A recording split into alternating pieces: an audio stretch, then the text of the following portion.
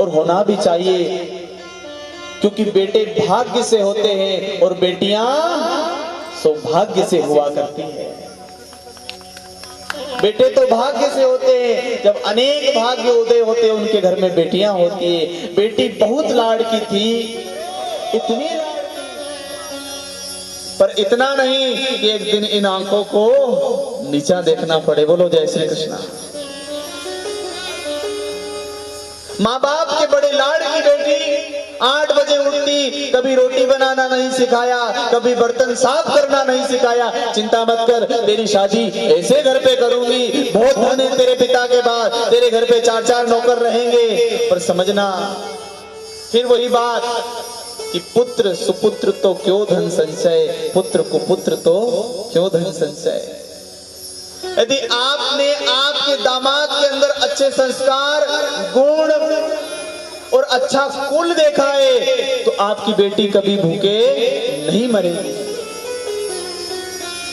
यदि आपने केवल उसकी 2 व्हीलर 4 व्हीलर, उसका मकान, उसके प्लाट, उसके बैंक बैलेंस देखा है तो ध्यान रखना उसी बेटी को नौकरानी की तरह भी काम करना पड़ सकता है। भाव अलग अलग है। मैंने उस दिन भी कहा था कि जब आपकी बेटी का रिश्ता देखो तो अपने दामाद के संस्कारों को देखो, उसकी पढ़ाई को देखो, उसके आचरण को देखो, उसके नेचर को देखो, उसकी संगति को देखो।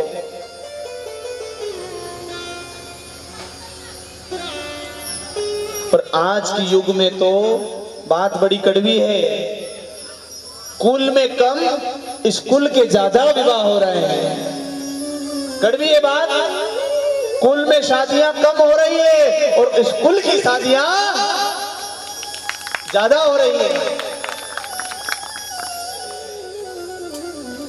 कि एक बहू को खूब पढ़ाया बेटी को, पर कभी संस्कार नहीं दे। जब बेटे का विवाह कर दिया, बेटी की अच्छी घर में सगाई करी,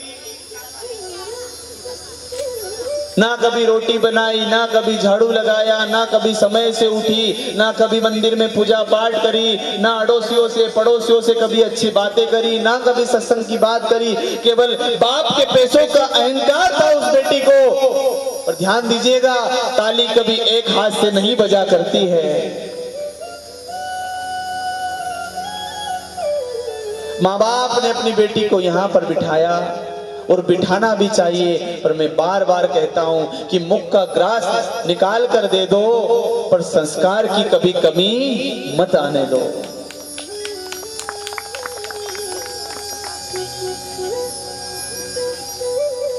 शादी कर दी,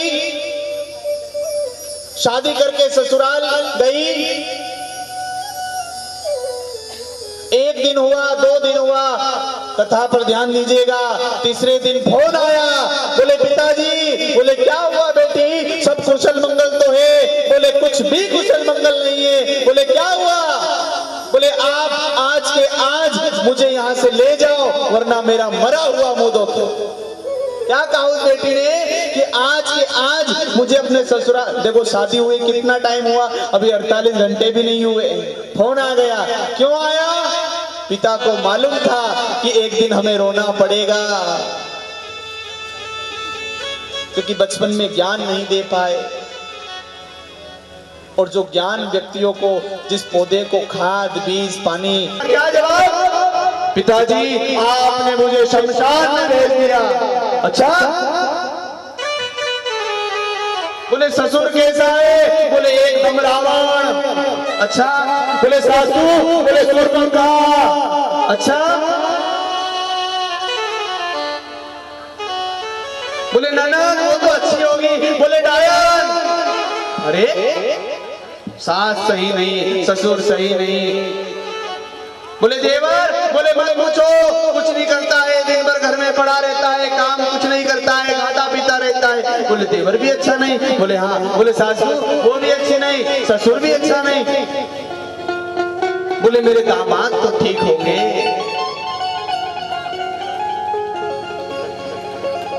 क्या जवाब है? जो पत्नी भले कितना भी लड़ लो झगड़ लो, पर पत्नी एक पति की बुराई कभी नहीं करती। रो लेगी, दुख सहन कर लेगी, पर लोगों के सामने नहीं। क्या कहा? बोले ऐसे पति को तुमने मुझे ब्याया जो कभी मुझसे बात करना पसंद नहीं करता है, मेरे पास बैठना पसंद नहीं करता है। पिता समझ गए, पिता तुरंत समझ गए। बेटियां आभूषण होती है, ध्यान दीजिएगा। स्टील के बर्तन होते हैं ना, स्टील के बर्तन, उन्हें कहीं भी इधर उधर भेज दो, चिंता नहीं है। पर यदि वही बर्तन सोने का हो तो 10 बार अरे नहीं, कोई उठा नहीं ले। वो बेटियां उस मणि के समान है, उस सोने के बर्तन के समान है। पिता समझ गया बेटी का घर बिगड़ जाएगा, क्या करे? घर में आई, मां ने गले लगाया। पर देखो साहब, बेटी 2 दिन 4 दिन 8 दिन 10 दिन माँ बाप के पास में रहे तो अच्छी बात है। यदि महीने महीने 2-2 महीने यदि बेटियां रहने लगी तो वो घर, बोलो, मैं नहीं कह रहा हूं, ये कथा कह रही है। और आप सब तो बड़े समझदार हो। माँ के सामने आकर बहुत रही, बोले माँ मुझे दिन भर काम कराते हैं, मुझे रोटी करवाते हैं, मुझसे बर्तन साफ करवाते हैं, उनकी चाय बनाओ, उन्हें उनका माथा गूंदो, उन्हें उनके गोली दो, उन्हें क्या क्या करूं? बोले अच्छा, बोले कुछ मत कर। पिता समझदार था, पिता ने कहा बेटी चिंता मत कर, तेरे पिता का घर है, यहाँ पे रहे। पर साहब फिर वही बात, समाज वाले खाना छोड़ दे के ना नहीं छोड़े। 2 दिन 4 दिन 8 दिन 15 दिन 20 दिन हुए, लोगों ने कहना चालू कर दिया कि सेठ और सेठानी की तो बेटी का हमें मालूम था कि महीने में 15 दिन में घर बिगड़ेगा, क्योंकि ये तो थी ही लड़ाकू।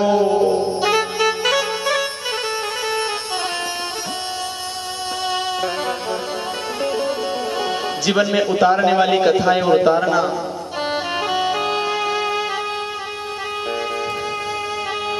हम शास्त्रों को नहीं पढ़ रहे हैं, हम माता सीता के पग चिन्हों पर नहीं चल रहे हैं, हम टीवी की सतियों के पग चिन्हों पे चल रहे हैं कि गोपी अपने पति के साथ क्या करती है, अक्षरा अपने पति के साथ क्या करती है। यदि आपने उनकी बजाय घर में रामायण का पाठ कर लिया, हमें निज धर्म पर चलना सिखाती है रामायण। निज धर्म, एक भाई ने भाई के लिए क्या किया, एक पत्नी ने अपने पति के लिए क्या किया, एक पिता ने अपने समाज के लिए क्या किया, एक वचन के लिए अपने पुत्र को वनवास भेज दिया। ये रामायण सिखा रही है। अपना कर्म हमें श्रीमद् भागवत सिखा रही है। समय दो शास्त्रों को, सबके पास एंड्रॉइड मोबाइल है, अधिकांश भक्ति कीजिए, देखो कथाएं सुनो, भजन सुनो, सत्संग सुनो। कल भी वही बात, यदि आपकी आंख और आपके कान सही है तो आपका घर नहीं बिगड़ेगा। हमारी संगत गलत होती जा रही है, हमारी वाणी गलत होती जा रही है, हमारे आचरण गलत होते जा रहे हैं, हमारे स्वभाव गलत होते जा रहे हैं, हमारे नियम बदल रहे हैं। लोग यूं ही थोड़ी राम जी को मर्यादा पुरुषोत्तम कहते हैं। रघुकुल रीत सदा चली आई, प्राण जाए पर वचन न जाए। एक वचन के लिए दशरथ जी ने अपने राम जैसे पुत्र का त्याग कर दिया था। कुछ बातों का सम्मान करना सीखो। 1 महीना हो गया उस बेटी को घर में रहते रहते रहते। एक दिन अपने पिता के पास में आई और जोर जोर से रोने लगी। बोले पिताजी, मुझ में ही कोई अवगुण होंगे, आपको मेरा घर सुधारना पड़ेगा। उस बाप ने अपनी बेटी के सिर पर हाथ रखा, चिंता मत कर, मैं तेरा घर सुधारूंगा। वो पिता एक संत के पास में गए, उन संत से कहा कि मेरी बेटी का घर बिगड़ जाएगा। संत ने कहा कि अपनी बेटी को कह देना कि जब सास कुछ बोले, ससुर कुछ बोले,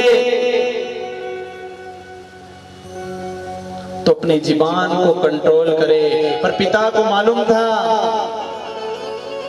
कि मेरी बेटी और जुबान को कंट्रोल नहीं कर सकती। पिता घर गया, बेटी से कहा कि बेटी मैं गुरुजी से एक मंत्र लाया हूँ। बेटी बोली गुरुजी पिताजी मैं मंत्र नहीं पढ़ सकती। पिता ने कहा बेटी मंत्र मैं पढ़ लूंगा, केवल कर्म तू कर लेना। बोले पिताजी क्या करना है? बोले तेरी सास तुझे कुछ बोले तो तू 5 मिनट चुप रह जाना, तेरे ससुर तुझे कुछ बोले तो तू 10 मिनट अपने मन को मार लेना, तेरा देवर कुछ बोले तो आंख बंद करके अपने रूम में चले जाना, तेरी ननद कुछ बंकानी है वो तो मेरी बहन जैसी है। देवर बोले देवर तो मेरा भाई जैसा है। एक सत्संग ने परिवार को सुधार दिया तो ये कथा हमारे घर को क्यों नहीं सुधार सकती? समझना पड़ेगा। सुन के इधर से सुना ने इधर निकाल दिया, ऐसे नहीं हो सकता। मैं कहता हूं कि जो बुरी बात लगे वो यहीं छोड़ जाओ, और एक बात भी अच्छी लगे तो अपने घर को ले जाओ, पड़ोसों को सुनाओ, बेटी को सुनाओ, बेटे को सुनाओ कि आज कथा में यह बात आई थी, आज कथा में यह बात आई थी, आज कथा में याद। घर में बैठो तो यही चर्चा करो सत्संग की, हरि नाम की। सास ससुर आपके बेले नहीं रे, ध्यान देना। एक घर में 4 बेटे हैं, सास ससुर बड़े भाई के पास में है, पर आपका भी धर्म बनता है कि घर में अच्छी चीज बने। भले आप अलग हो पर आपका धर्म है कि 1 कप चाय सास ससुर को पिलानी है। भले वो मेरे पास में नहीं है पर इस नियम को बांधो, घर में अच्छी चीज मिले बने तो अपने सास ससुर को जाकर खिलाओ। वो तुम्हारे भी माँ बाप है, तुम्हारे भी सास ससुर है। इस बात को यदि आपने समझ लिया तो आपका घर स्वर्ग हो जाएगा।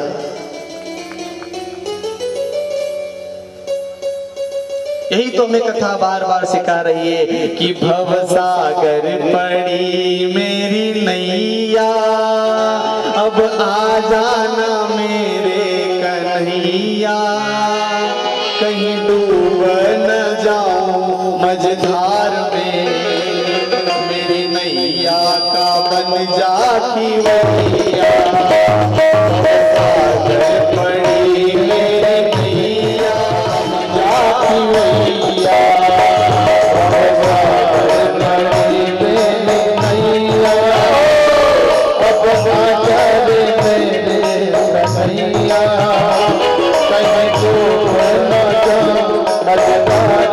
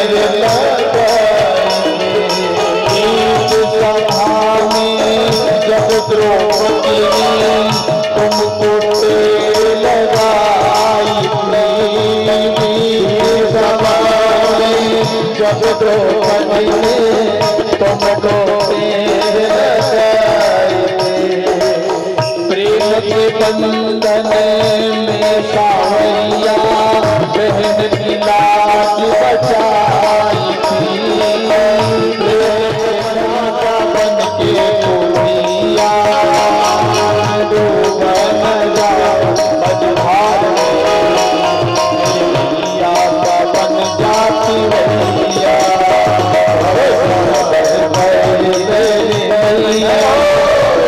अब आजा रे कृष्ण कन्हैया, कहीं को न मगरा मैया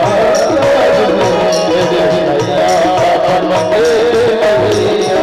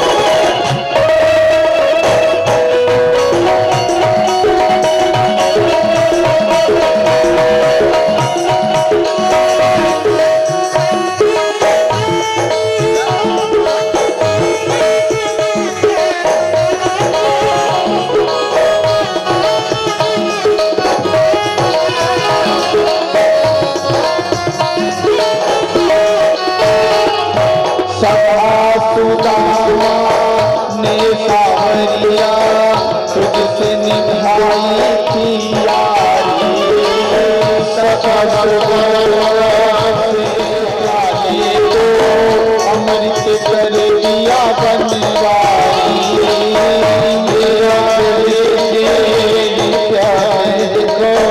अमृत कर दिया तुझको पुकारा आया तो बन देखी गैया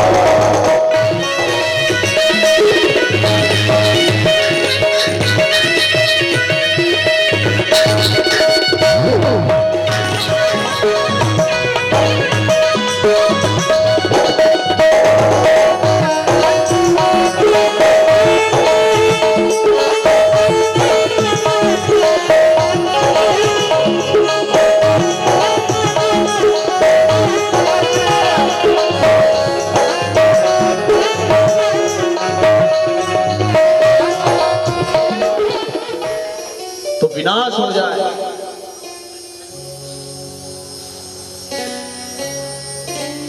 पर भागवत में लिखा है कि सारे देव तो वहां पर है, पर महादेव तो अपने राम नाम धुन में मगन है। प्रभु ने इशारा किया, जाओ, संकट आया है तो शंकर निवारण करेंगे, संकट आया है शंकर निवारण करेंगे। विष का घड़ा लिया, पहुंच गए। देव देव महादेव भूतात्मनम भूत भावनम त्राहिना शरणापन्ना स्त्रैलोक्य दहना दिशा। कौन पिए इस जहर को? भगवान शिव के सामने जाकर प्रार्थना करने लगे कि हे भूत भावन देवों के देव महादेव, हमने समुद्र मंथन किया। शिव जी ने किया कहा कि जब समुद्र मंथन किया तब तो नहीं बुलाया, और जब विघ्न आया तो दौड़कर आ गए।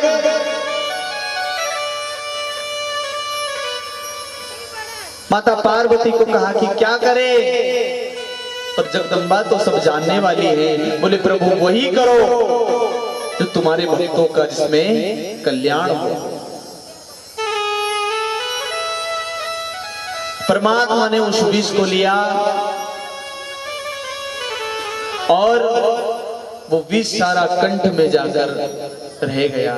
अब परमात्मा शिव जी को विचार आया कि यदि इस जहर को अंदर उतारूंगा तो यहाँ कौन बैठा है? राम, जिनकी दिन भर माला चलती है, राम राम राम राम राम राम। यहाँ कौन बैठा? बोले राम। बोले अब बाहर निकालूं तो संसार भस्म हो जाए। मेरे महादेव ने उस जहर को अपने कंठ में स्थापित किया। बोले नीलकंठ भगवान की जय हो। आइए बारंबार प्रणाम करते हैं। सदैव शंकर बनिए, इस मन को बड़ा करिए। परिवार में जो बड़ा होता है उन्हें सदैव जहर देना पड़ता है, ये भागवत हमें सिखा रही है।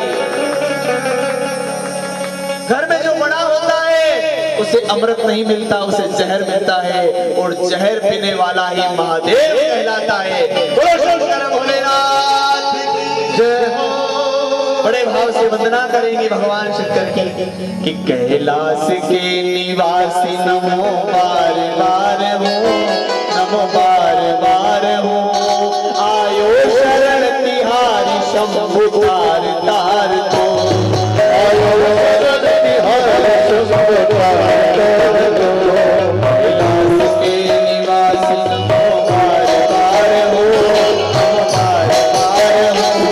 आयो शरण तिहारी शंभु तार।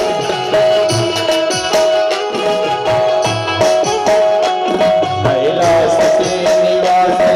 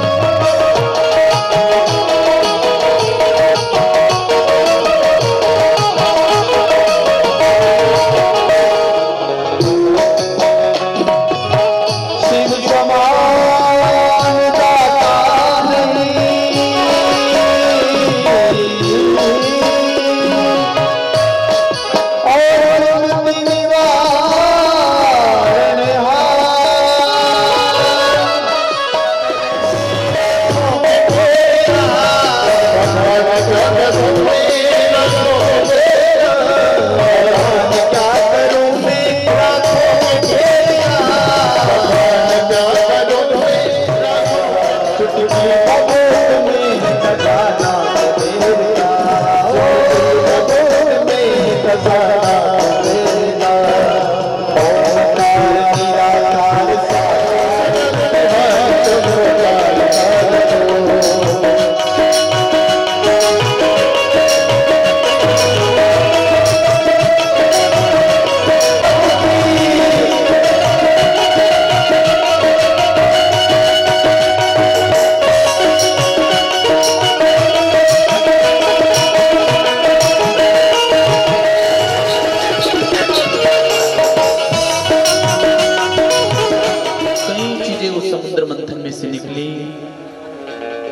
अंत में धन्वंतरी भगवान अमृत का कलश लेकर समुद्र के अंदर से प्राकट्य हुआ। बोलो धन्वंतरी भगवान की जय हो।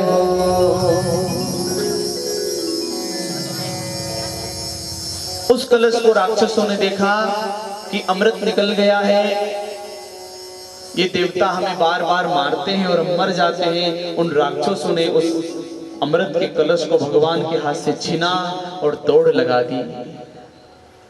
ध्यान देना आप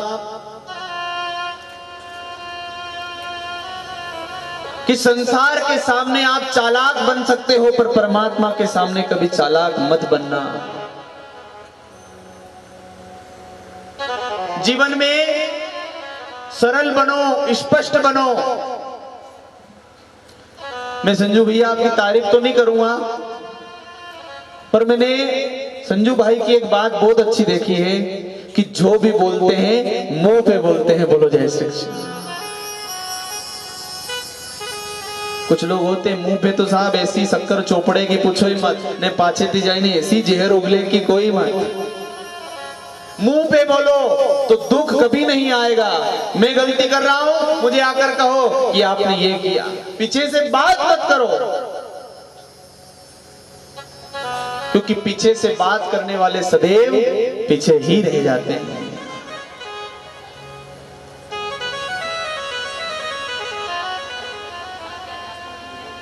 सोनू भैया और हम दोनों बैठे हुए थे आज रूम में, एक कथा निकली। बोले गुरुदेव जीवन में संघर्ष तो बहुत किया है, पर मैं जो संघर्ष किया उसका गुणगान कभी नहीं करूंगा, क्योंकि हर व्यक्ति के जीवन में दुख होता है, सुख होता है। आप कहते हो कथा में कि सुख दुख ही जीवन की गाड़ी के दो पहिए हैं। उस परमात्मा के सामने चालाकी मत करो, हो जाएंगे। छोटी सी 2 मिनट की कथा है। दो भाई थे, घर में पिता नहीं था। दोनों भाइयों का बंटवारा हुआ। ध्यान देना, दोनों भाइयों को बंटवारा हुआ। छोटा भाई बड़े भाई को राम जैसा मानता था।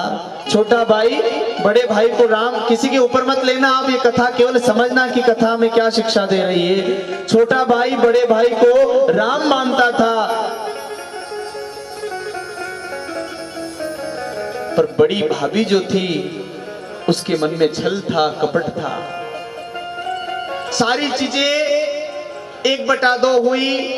अब घर में 2 चीज बची, एक तो दूध देने वाली भैंस और एक ओढ़ने वाली कंबल। बोलो जय श्री कृष्ण। अब इसका बंटवारा कैसे करे? भैंस का तो 1/2 नहीं कर सकते नहीं है? बड़ा भाई चालाक था, उसे कहा कि आगे की भैंस तेरी और पीछे की भैंस बोलो, बोले कंबल, बोले कंबल रात में मेरा और दिन में बोलो बोलो। ये बरत है क्या तुम्हारे? ठंड बाजी गई तो बात तो हमने भी बाजी ली। भगवान के नाम में कहीं ठंड बाजे, ठंड भी भागी जाए। बोले आगे की भैंस तेरी, पीछे की भैंस मेरी। छोटा भाई नादान था। बोले कंबल, बोले रात की 7 बजे बाद मेरी, सुबह की 7 बजे बाद बोलो। अब साहब 8 दिन हो, 10 दिन हो, 15 दिन हो, महीना हो, विचार करने लगा कि मेरा भाई अच्छा होगा। ठंड के दिन थे, ठंड पड़ती खेत पे जाते बड़ा भाई रात को कम्बल ले लेता, ओढ़ लेता, छोटा भाई को ठंड बचती, दया नहीं आई, बोले रात को कम्बल मेरी, दिन में तेरी, बंटवारा हुआ, ठंड में भी कांप रहा है। भैंस को चारा डाला, घास डाली, सुकला डाला, छोटा भाई आया, दूध निकाल लिया, घर पे ले गया, बेच दिया। अब साहब छोटो भाई विचार करे कि भाई को मैंने ऐसा नहीं समझा था। छोटा भाई ज्ञानी था क्योंकि बड़े भाई को राम मानता था, और राम बड़े भाई को वो ही मान सकता है जिसके अंदर इंसानियत हो। कहीं कथा में गया, किसी महात्मा से मिला और महात्मा को कहने लगा कि मैंने मेरे भाई को सब कुछ माना, सब कुछ माना, पर गुरुदेव मेरे भाई ने मेरे साथ ऐसा पाप किया है। ये केवल भैंस और कंबल की कथा नहीं है, ये कथा को जीवन में उतारना, कथा किस तरह दिशा बता रही है। बोले क्या करता है? बोले दिन में कंबल मुझे देता है और रात को ओढ़कर सोता है। बोले भैंस के साथ क्या करता है? बोले दिन भर मैं खिलाऊं और रात को, दिन में सुबह शाम को सारा दूध निकाल ले और दूध बेच दे। गुरुदेव मुझे इतना दूध भी नहीं देता, चाय के लिए, पीने के लिए सारा दूध दुकान पे देता है, और कहता हूं तो कहता है कि हमारा तो बंटवारा हुआ है। ऐसा पाप, ऐसा कपट रखने वाले ज्यादा दिन नहीं चलते हैं। गुरु ने ज्ञान दिया, बोले एक काम करना। बोले क्या? बोले जाकर कंबल को पानी में डुबा देना। बोलो जय श्री कृष्ण। पानी की बाल्टी में कंबल को डुबा दिया। शाम हुई, भाई ने कहा कि कंबल दे। बोले बाथरूम में पड़।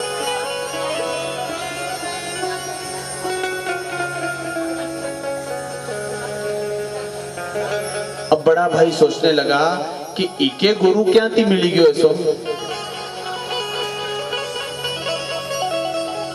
बोले भैंस, बोले जब दूध निकाले तो खजूर की किमड़ी लेना और एक मारना।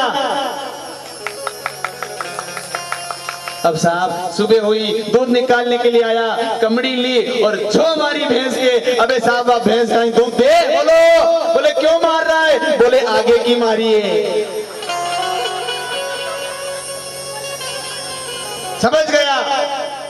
और कथा भी यही इशारा कर रही है कि लोगों के सामने चालाक बन लेना, पर उसके सामने चालाक मत बनना। ये पीछे वाला तो कभी ताली नहीं बजाना तो कथा आज अच्छी नहीं लागे, मन लागे लेकिन अबे कहीं तुम्हारे भंडारो करूं कहीं।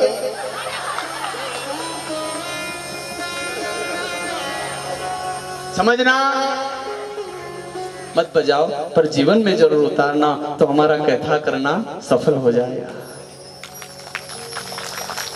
यही श्रीमद् भागवत हमें शिक्षा दे रही है। आगे अनेक समुद्र मंथन में हर चीज निकली, अमृत। वही बात कल वाली, राक्षस प्रवृत्ति के लोग तुरंत बदल जाते हैं। वो राक्षस थे, सुंदर स्त्री को देखा, सामने अमृत था, अमृत छोड़ दिया, स्त्री के पीछे दौड़ने लगे। ये कथा अपने जीवन में लाओ। सच्चा इंसान कभी पराई स्त्री के सामने नहीं देखेगा। राक्षस के लोग, राक्षस जाति के लोग घर की सीता जैसी स्त्री को छोड़कर दूसरों स्त्रियों के पास जाते हैं। उनका विनाश संभव है। कोई नहीं रोक सकता, कोई नहीं टोक सकता, कोई नहीं टाल सकता। रहो दुखी, परिवार दुखी रहेगा। इतने खूब सोफे पर बैठ लिए, खूब ऐसी भगवान शिव को छीन लिया था। मोहिनी रूप का दर्शन भगवान शंकर को कराया। तुझे चाहिए तो गौ की सेवा चालू कर, महात्माओं की सेवा चालू कर, दान देना चालू कर, गौ माता की सेवा चालू कर। बड़े बड़े यज्ञ अनुष्ठान राजा बलि ने करवाए।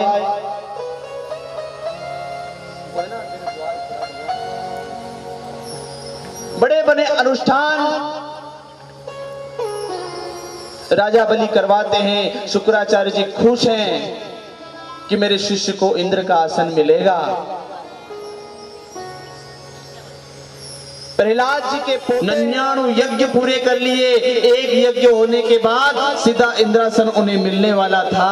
नदी के तट पर यज्ञ चल रहा है। सभी देवताओं ने परमात्मा को पुकारा कि परमात्मा ये यज्ञ आपको भंग करना पड़ेगा, नहीं तो राक्षसों का अधिकार इंद्र आसन पर हो जाएगा। भगवान द्वारिकाधीश वामन रूप में प्रकट होते हैं। बोलो वामन भगवान की जय हो। जन्म लिया, यज्ञ पवित्र धारण किया, छाता लिया और राजा बलि की तरफ जा रहे हैं। आइए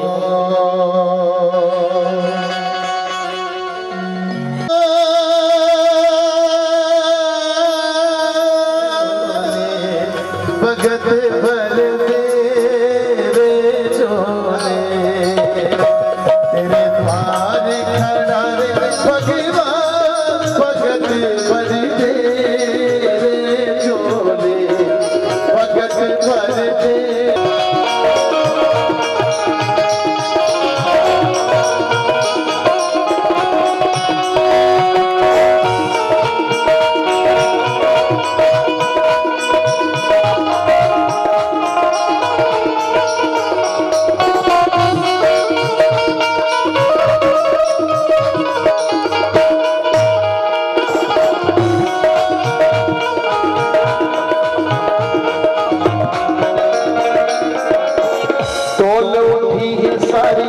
धरती देख रे, तोला गगन है सहारा, तोल उठी है सारी धरती देख रे, तोले मुझसे जरा पहचान, भगत बर तेरे जोने, भगत बर तेरे जोने।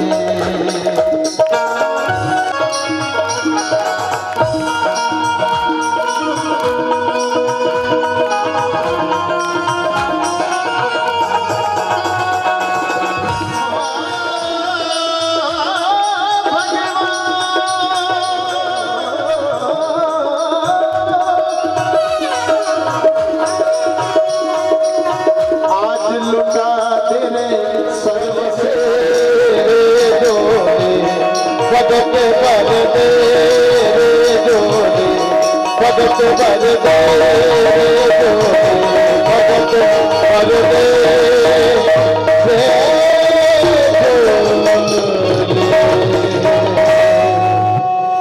वामन भगवान की जय हो। राजा बलि की यज्ञशाला में जाकर कहा, राजन भिक्षान देहि, राजन भिक्षान देहि। कथा में आना अब थोड़ा सा और अपने मन को कथा में लगाना कि जब वामन भगवान ने भिक्षा को मांगा, राजा बलि आज 100वें यज्ञ की पूर्ण आहुति कर रहे थे। आज आहुति का दिन था और जैसे यज्ञ पूर्ण होता, आज राजा बलि इंद्र के राजा बन जाते, इंद्रासन के राजा बन जाते, देवलोक के राजा बन जाते। पर परमात्मा कभी भी अधर्म को धर्म पर हानि नहीं होने देते। वही हुआ, इतना सुंदर रूप परमात्मा का, इतना ललाट पर तेज, होठों पर मंद मंद मुस्कनियां, खड़ाऊ पांव में पहने हुए, छोटा सा छाता लिए, यज्ञोपवित धारण किए हुए प्राकट्य हुआ भगवान का। राजा बलि को मालूम चला कि कोई ब्राह्मण मेरे द्वार पर भिक्षा के लिए आया है। तो मैं आज आपको सबसे बड़ी कथा में बात कह दूं कि राजा बलि भले ही राक्षस कुल में थे, पर राजा बलि से बड़ा दानी संसार में कोई नहीं हो सकता। राजा परीक्षित ने कहा कि गुरुदेव ऐसा क्या दान दे दिया राजा बलि ने जो आप उनकी इतनी बड़ाई कर रहे हो? धन दिया होगा, मकान दी होगी, जमीन दी होगी। गुरुदेव कहते कि राजन सुनो, मैं तुम्हें कहता हूं। मांगा भिक्षांदेहि। राजा बलि उठकर आए, प्रणाम किया कि हे ब्राह्मण देवता, आपका हमारे यज्ञशाला में स्वागत है, अभिनंदन है। मांगो, तुम्हें क्या चाहिए?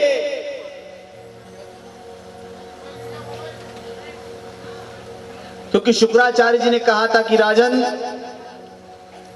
यदि तुझे युद्ध जितना है तो ब्राह्मण सेवा, गौ सेवा, धर्म, दान, पूजा पाठ, हवन, यज्ञ करना चालू कर दे, क्योंकि भगवान भी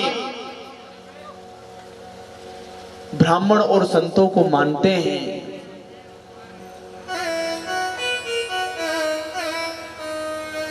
राजा बलि ने कहा कि महाराज, आपका इतना सुंदर स्वरूप है, आपको क्या चाहिए? आपको जमीन चाहिए तो मैं जमीन देने के लिए तैयार हूं, मांगो, जितनी आप कहोगे उतनी जमीन आपको दान में दे दूंगा।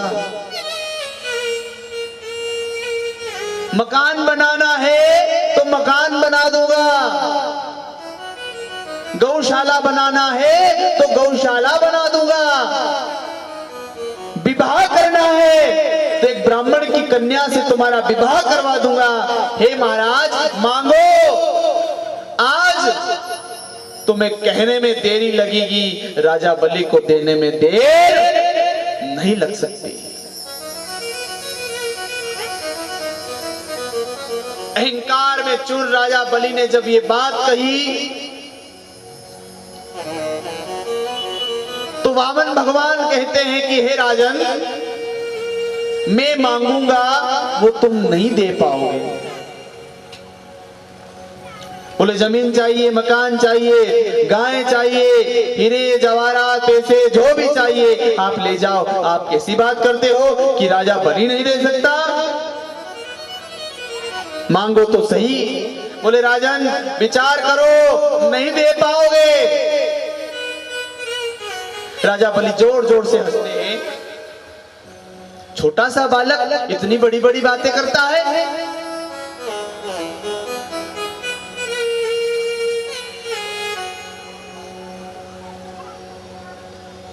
बोले हे राजन, मुझे 3 पैर भूमि दान में दे दो, मैं चला जाऊंगा। बोलो जय श्री कृष्ण। बोलो तो सही, बोलो जय श्री कृष्ण। 3 पैर। जोर जोर से हंसने लगे। अरे तुम 3 पैर भूमि मांग रहे हो?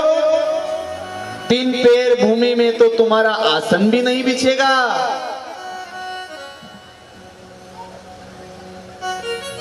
बोले हे राजन, मैं एक ब्राह्मण का बालक हूं और देना हो तो दो, नहीं तो मैं आगे चलता हूं। राजा बलि ने प्रणाम किया। रुको महाराज, कुछ थोड़ा ज्यादा मांग लेते, आज मैं तुम्हें जो मांगते वो देने के लिए तैयार हूं। वामन भगवान कहते कि नहीं राजन, तुम 3 पैर भूमि दान में दे दो, मैं चला जाऊंगा।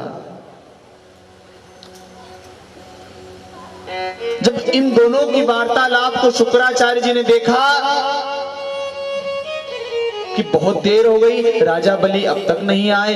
जब अपनी साधना में जाकर शुक्राचार्य जी देखते हैं, ओहो ये बावन नहीं है। बोले कौन है? बोलिए स्वयं भगवान विष्णु बावन का रूप बनाकर राजा बलि को हरने के लिए आए हैं।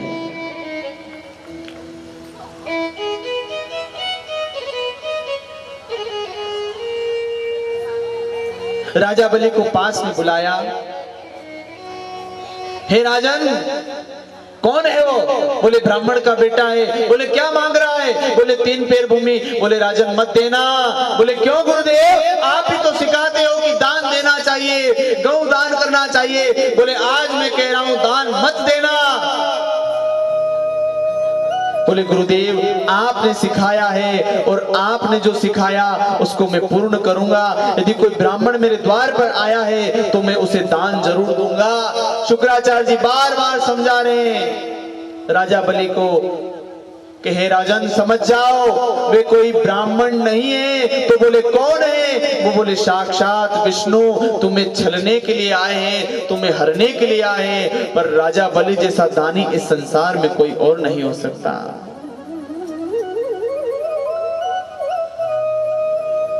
क्या कहते शुक्राचार्य जी? मत करो दान जमीन कायो बलि राजा, मत करो दान जमीन का, मत करो दान जमीन कायो बलि राजा, मत करो दान जमीन का, मत करो दान जमीन का। आइए मत करो दान जमीन का, मत करो दान जमीन कायो बलि राजा, मत करो दान जमीन का, मत करो दान जमीन का बलि राजा, मत करो दान जमीन का।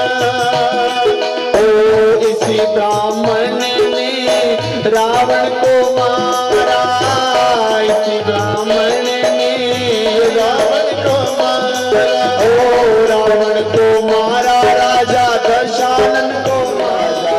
मत करो दान जमीन का, मत करो दान जमीन का राजा, मत करो दान जमीन का।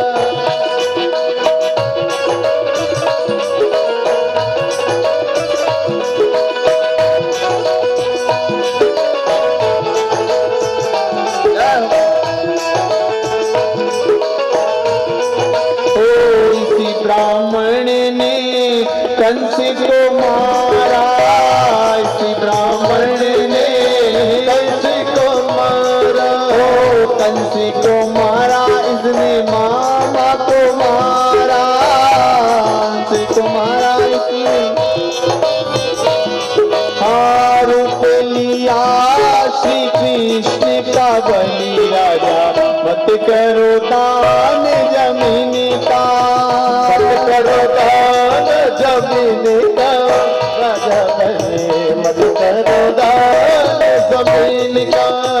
यो ब्राह्मण अवतारी है बलि राजा, मत करो दान जमीन का, ब्राह्मण अवतारी है बलि राजा, मत करो दान जमीन का। इसी ब्राह्मण ने नाग सुमारा, इसी ब्राह्मण ने नाग सुमारा, रूप लिया नरसिंह का बलि राजा, मत करो दान जमीन का, मत करो दान जय बलि राजा, मत करो दान जमीन का, दान जमीन का बलि राजा, मत करो दान जमीन का, मत करो दान जमीन का बलि राजा, मत करो दान जमीन का, मत करो दान जमीन का बलि राजा, मत करो दान जमीन का।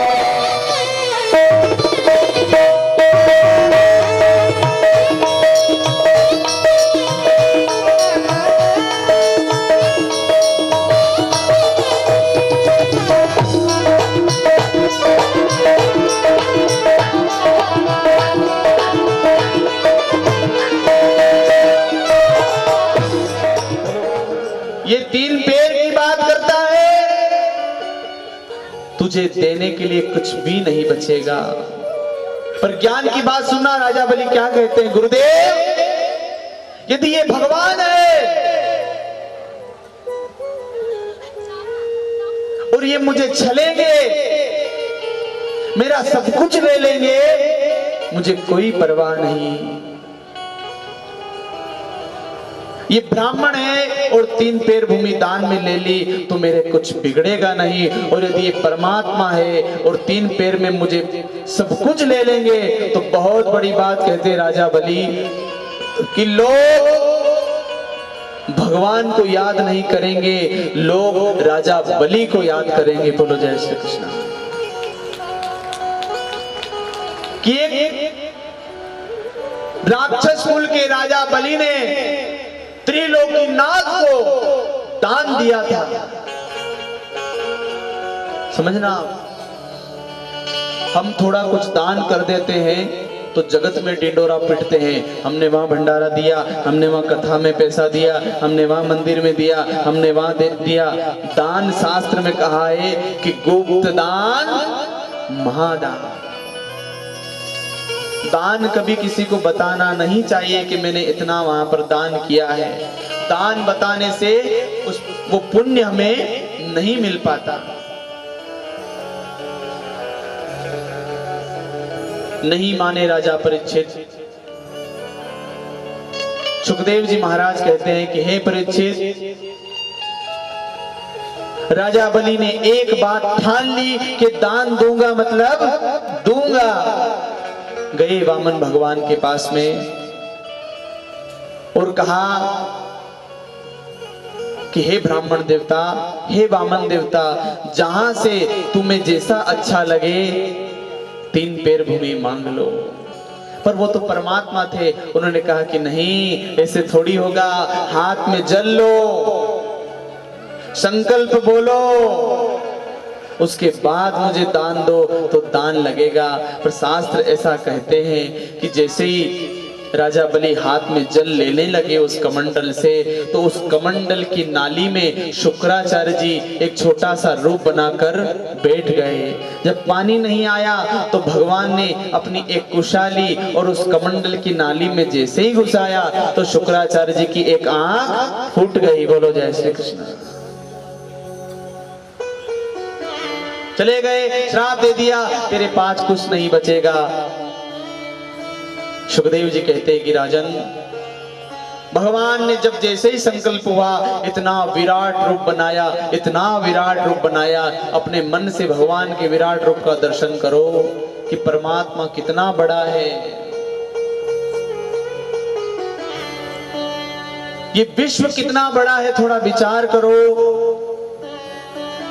इस विश्व में कितने देश हैं, कितने राज्य हैं, कितने जिले हैं, कितने तहसील हैं, कितने गांव हैं, कितने घर हैं, कितने घरों में कितने परिवार हैं। उस परिवार में मैं छोटा सा एक आदमी इतना अहंकार करता हूं, इतना अहंकार करता हूं। और सोचो हम क्या हैं। कीड़ी हमें जिस प्रकार छोटी सी दिखती है, उसी प्रकार उस कीड़ी से भी, उस चींटी से भी छोटे हम परमात्मा के सामने हैं। फिर ये क्यों अहंकार, क्यों इधर लड़ाई, उधर झगड़ा, उधर झगड़ा। विचार करो कि इस विश्व में कितना छोटा हूं, एक चींटी के समान। राजा बलि ने एक पल भी विचार नहीं किया, संकल्प छोड़ दिया। भगवान ने विराट रूप बनाया और एक पैर में पूरी धरती को नाप लिया, आकाश पाताल कुछ नहीं छोड़ा जो भी राजा के पास में था। दूसरे पैर में जो बचा था सब माप लिया और राजा बलि से कहा कि हे राजन, बड़ा अहंकार करते हो कि दान दूंगा, दान दूंगा, दान दूंगा। बताओ अब ये तीसरा पैर कहां रखूं, क्योंकि तेरे पास अब कुछ भी नहीं बचा है।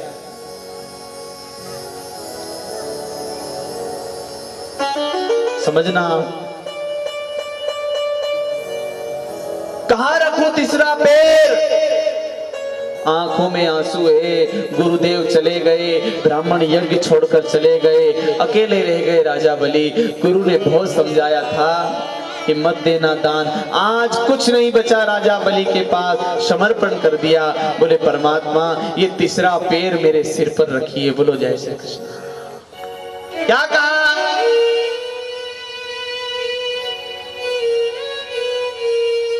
बोले मेरी संपत्ति तो तुमने सब ले ली, पर इस संपत्ति का मालिक अभी बचा हुआ है, ये पाव। बोलो।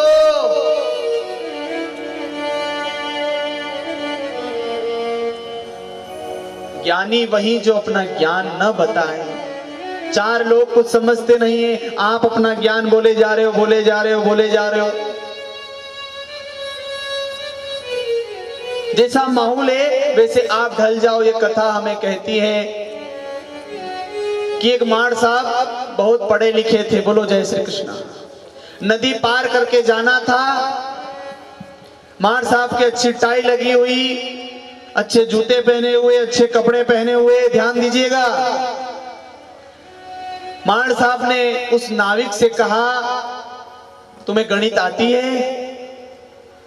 उस नाव चलाने वाले गरीब व्यक्ति ने कहा कि महाराज, माड़ साहब गणित मुझे आती तो यहां नाव थोड़ी चलाता, कहीं बच्चों को पढ़ाता। तुम्हारी 25% जिंदगी पानी में गई।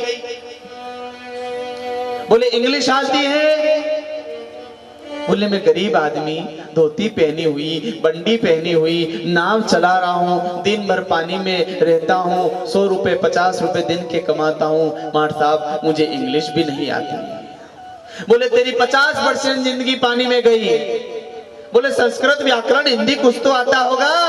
बोले महाराज कुछ नहीं आता। बोले तेरी 75% जिंदगी पानी में गई। अब साहब, माड़ साहब खूब बोल लिया, खूब बोल लिया। अब नाविक ने एक बात बोली, क्यों माड़ साहब, आपने तैरता आए? समझना ये बात क्यों कह रहा हूं। क्या कहा उस नाविक ने? बीच नदी में नाव को ले गया और कहा कि मुझे इंग्लिश नहीं आती, गणित नहीं आती, व्याकरण नहीं आती, संस्कृत नहीं आती। क्यों, आपको तैरना आता है? बोले नहीं आता। जो नाव को उल्टी किया, माड़ साहब नदी में, बोलो जय श्री कृष्ण। मेरी तो 75 गई, पर आपकी पूरी, बोलो। भाव, प्रेम, निष्ठा। आप बलवान हो तो अपनी पहलवानी गरीबी पर मत दिखाओ। आपके पास धन दौलत है तो गरीबों को मत दबाओ। विचार करो कि उसके सामने चालाकी नहीं चल सकती। तीसरा पैर सिर पर रख दिया और शास्त्र कहता है कि ब्राह्मण को लेने का अधिकार है तो ब्राह्मण को दान देने का भी अधिकार है। ब्राह्मण लेना जानता है तो ब्राह्मण का दूसरा कर्म है कि उसे देने का भी अधिकार है। और भगवान ब्राह्मण के रूप में थे। भगवान की आंखों में आंसू आ गए कि भक्त तो बहुत देखे हैं, पर राजा बलि तेरे जैसा भक्त हो नहीं सकता। परमात्मा की आंखों में आंसू। बोले मांग, क्या चाहिए? बोले संसार की सारी वस्तुएं मैंने प्राप्त कर ली, वो सारी आपने ले ली। बोले एक चीज आज राजा बलि आपसे मांगता है कि जब भी द्वार पे निकलूं, जब भी घर से निकलूं, आप मेरे द्वार पर सदैव पहरा देते हुए नजर आए। अपन कहानी साहब के देव सुतता है, बोला नहीं कि देव हुई गया, कोई भगवान हुए नहीं, या देव हुआ की कथा यहाँ थी चली। पाताल में ले गए, लक्ष्मी जी को मालूम चला, राजा बलि को राखी बांधी और कहा कि भैया जो तेरे द्वार पर खड़े हैं वो मेरे पति है। और भगवान 4 महीने बाद वहां से अपने धाम को गए। एक कथा हमें बहुत कुछ सिखा रही है। आइए बड़े प्रेम से आगे की कथा में बढ़ेंगे। हमें कृष्ण जन्मोत्सव भी मनाना है, पर कोई जल्दी नहीं है। लल्ला का हमारे बीच में जन्म होगा। आनंद से आपको कथा